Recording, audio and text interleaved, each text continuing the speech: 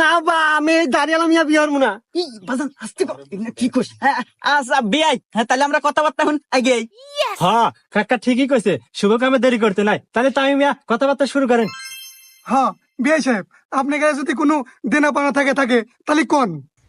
আরে বিয়াই সাহেব, দেনা পানা ওটা পরের বিষয়, আমরা কি মিয়া কিছু জিজ্ঞাসাবাদ করি। আমার আগে ছেলেকে কিছু জিজ্ঞাসাবাদ করার আছে। ওরে বাবা, এটা মিয়া না পারমাণিক বোমারে? মিয়া হইয়া ছেলে জিজ্ঞেস করবার চাই, ইয়া যদি আমার বাড়িতে নেই রিয়াল।